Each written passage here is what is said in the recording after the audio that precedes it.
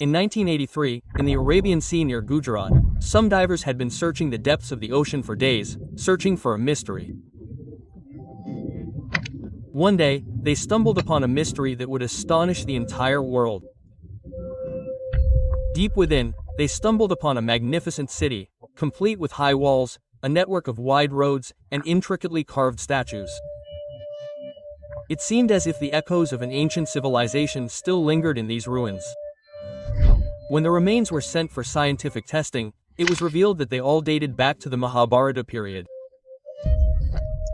This submerged city was Dwarka, mentioned in the Mahabharata, the Harivansh Purana, and numerous other Hindu texts.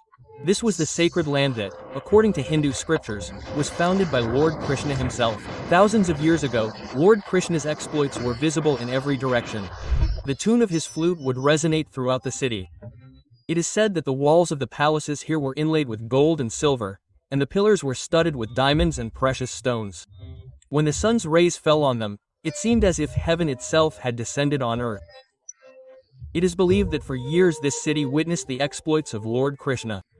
But then, time took a turn, and in a single moment, the entire city of Dwarka was submerged in the depths of the ocean. Everything vanished in an instant.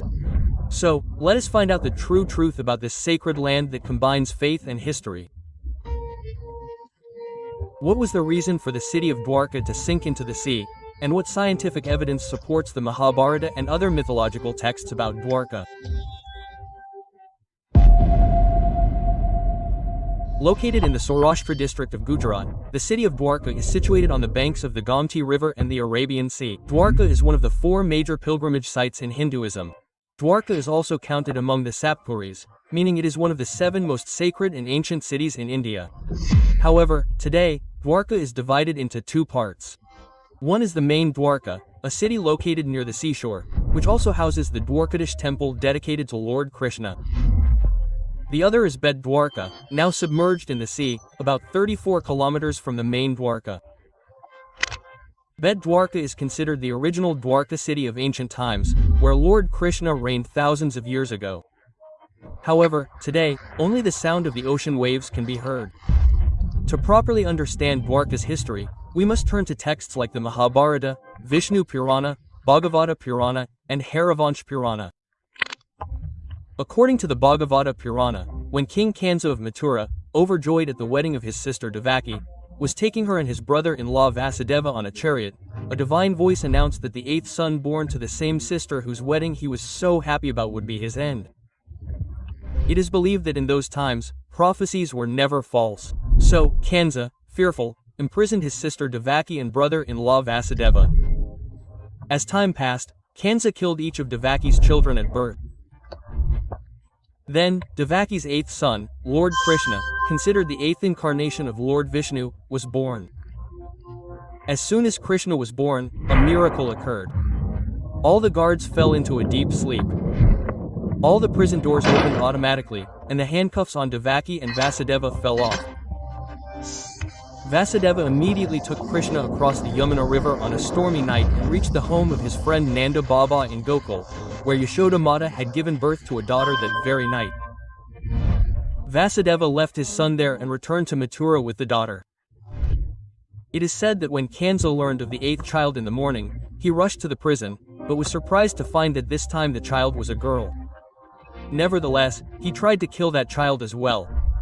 But just as he tried to throw her down, the girl flew into the air and said, "O foolish Kansa, your killer has been born. You will soon be punished for your sins." Quote, this statement robbed Kansa of his sleep. He ordered his men to kill all the boys born that day. Meanwhile, Lord Krishna was growing up in Gokul, in the home of King Nanda and Mother Yashoda. On Kansa's orders, his men killed all the boys born that day. But whenever anyone approached Krishna, they were either miraculously killed or defeated.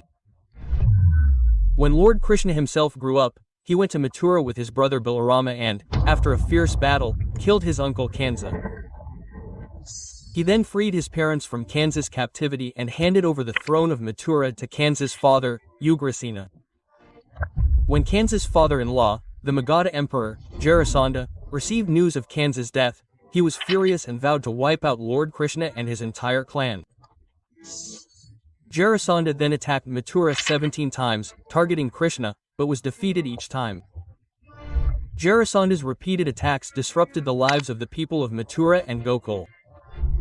Consequently, Lord Krishna decided to leave Mathura so that they would not suffer because of him. He wanted to establish a city in the middle of the sea in Gujarat.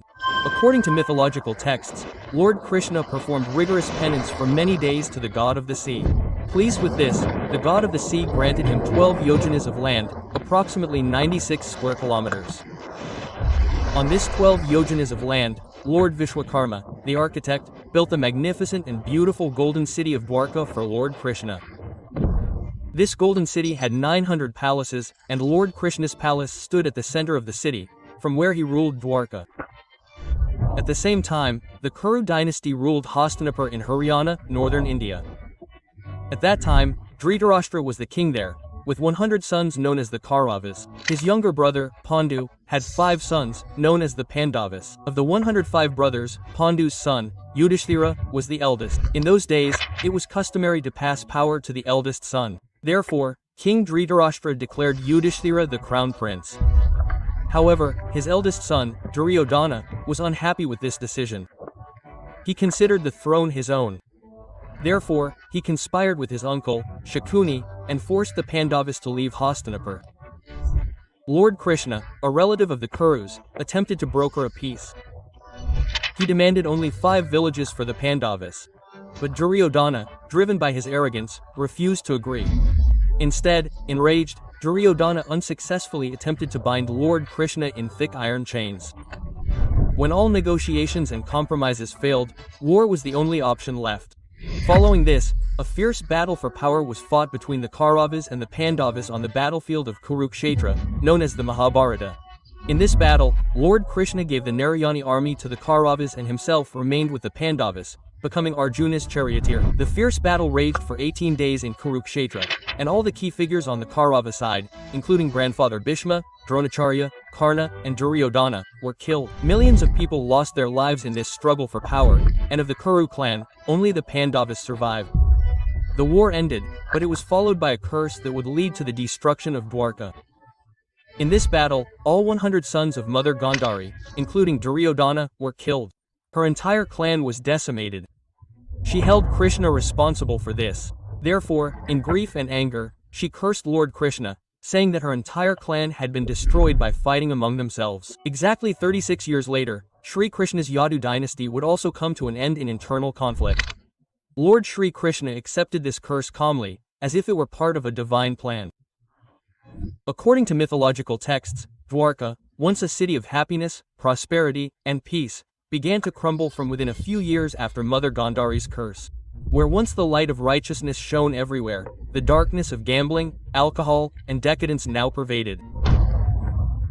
People had become so addicted to drugs and gambling that, having lost all their wealth and left with nothing left, they would even stake their wives and children.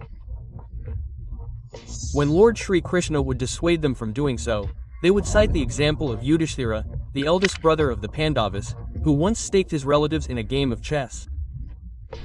Dwarka was becoming hollow from within, and this decline reached Sri Krishna's home. His son, Sama, also fell victim to addiction. During that time, Maharishi Vishwamitra, Maharishi Narada, Maharishi Durvasa, and sage Kava had come to live in the Pindarika region near Dwarka. One day, a drunken snake disguised itself as a pregnant woman and approached the sages with his friends. Jokingly, he asked them whether he would have a son or a daughter. Angered by this absurd joke, the sages cursed him, saying that instead of a child, he would bear an iron pestle, which would destroy the Yadu dynasty. The curse proved true, and an iron pestle emerged from the snake's body.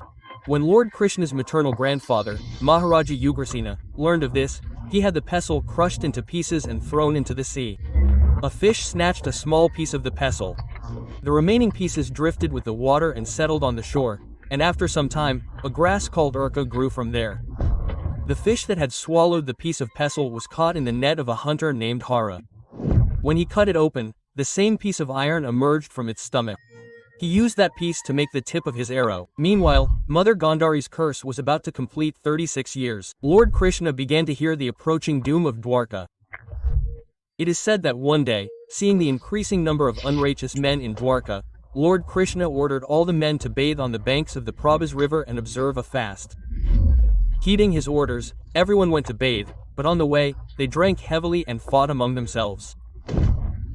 A drunken Satyaki severed Krita Varma's head with his sword. Following this, the people present there divided into two groups and attacked each other. Those who lacked weapons to fight, used the pieces of pestle to uproot the sharp areca grass growing on the beach. But as soon as they took the areca grass in their hands, it turned into iron sticks. It was no longer a pilgrimage site but a battlefield of destruction. Hearing news of this fierce conflict, Lord Krishna and Balarama arrived and attempted to stop the conflict, but they were unsuccessful. In the ensuing conflict, along with ordinary Yadavanshis, Sri Krishna's son Pradyumna, the snake, and his grandson Aniruddha were all killed. The curse of Mother Gandhari and the sages had now been fulfilled. Only Lord Krishna, Balarama, small children, and women remained in Dwarka.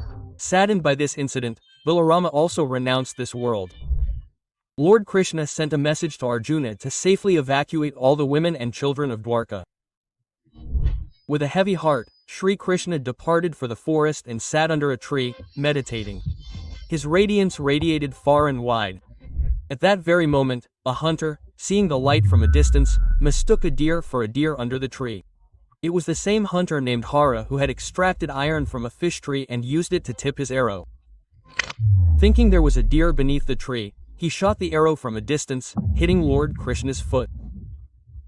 The Lord smiled and calmly departed for Vaikuntha. Upon his departure, a massive fire broke out in Dwarka, and the ocean's waves raged. Arjuna had reached Dwarka to rescue the women and children, and as he evacuated them, the entire city of Dwarka sank into the sea before his eyes.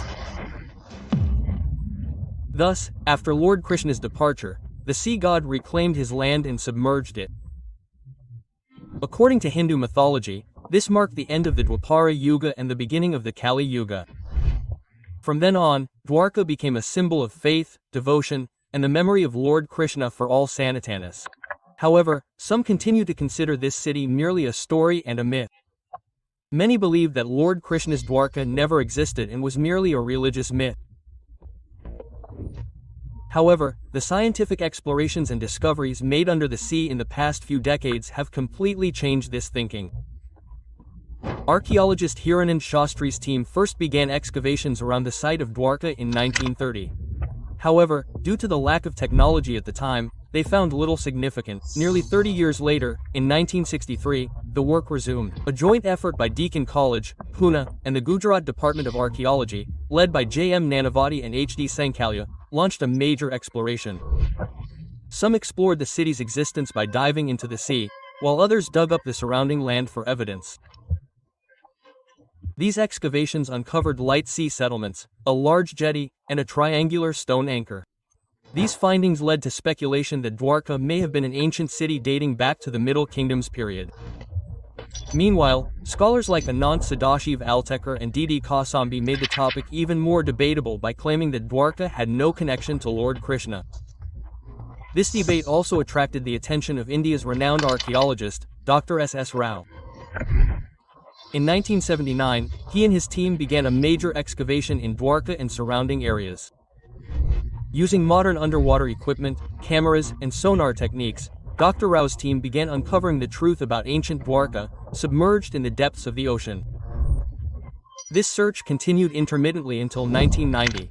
During this period, Dr. S.R. Rao's team discovered two large stone structures near Dwarka and a well-organized town just 500 meters from the coast. They discovered a 560-meter-long wall there, the structure of which matches the description in the Mahabharata. According to Hindu scriptures, Dwarka had 50 remarkable pillars. Archaeologists have found 30 underwater pillars so far. Furthermore, archaeologists found ancient antiques, including stone molds used for weaponry, iron weapons, stone anchors, and irrigation streams. Carbon dating of these items revealed that they date back to around 1500 BC. Dr. S.R. Rao believed that Lord Krishna's Dwarka existed around 1700 BC, which also matches these discoveries. This was no ordinary discovery. It scientifically proved for the first time that an ancient city once existed in the Arabian Sea. The Mahabharata describes Dwarka as a wari durg, meaning a fort surrounded by water, and Dr. Rao's team also found traces of similar fort-like structures. Additionally, archaeologists found numerous seals depicting goats, bulls, and other animals. According to the Harivansh Purana, every citizen of Dwarka had a seal, which served as their identification mark. Without this seal, no outsider was permitted to enter Dwarka. During the Mahabharata period, 7 islands are said to have existed around Dwarka. When Dr. S. R. Rao's team observed satellite images of the surrounding area, they also found evidence of similar islands. These marine discoveries astonished researchers worldwide. In 2000, a team from the National Institute of Ocean Technology, NIOT, discovered an ancient city-like structure 800 feet below sea level. According to NIOT's report, a vast kingdom existed here thousands of years ago, closely resembling Lord Krishna's Dwarka. Subsequently, in 2007, the Archaeological Survey of India, under the leadership of Dr. Alok Tripathi, excavated a 200-square-meter area. During this excavation, archaeologists discovered ancient statues, stone anchors, iron and copper objects, old beads, and rings. However, for nearly 17 years, there was no further exploration or discussion of Dwarka. However, in February 2024, Prime Minister Narendra Modi personally visited Dwarka. Describing it as the holy city of Lord Krishna, he performed a dip in the sea under expert supervision and offered prayers. This brought the issue back to public attention. The Aussie also began rapid work in this direction. In February 2025, a 5-member Aussie team surveyed Dwarka's Gomti Creek. 3 months later, in April 2025, the Aussie formed another 9-member team from its Underwater Archaeology Wing, UAW, which is working to determine the actual age of the artifacts found there. To this end, the team is conducting in-depth scientific analysis of the soil, antiques recovered from under the sea, and excavations. Meanwhile, Dr. Rajiv Nigam, former chief of CSIR India, proposed a different theory regarding Dwarka.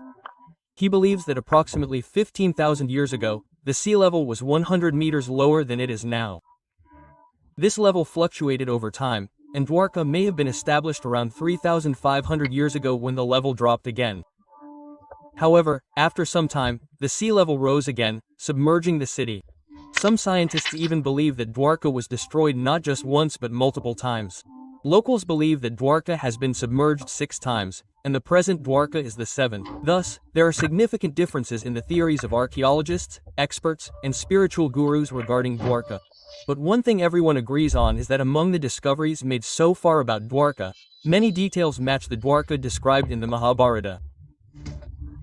Although archaeologists have yet to fully uncover the truth about Dwarka, millions of devotees visit the site every year to visit Lord Krishna.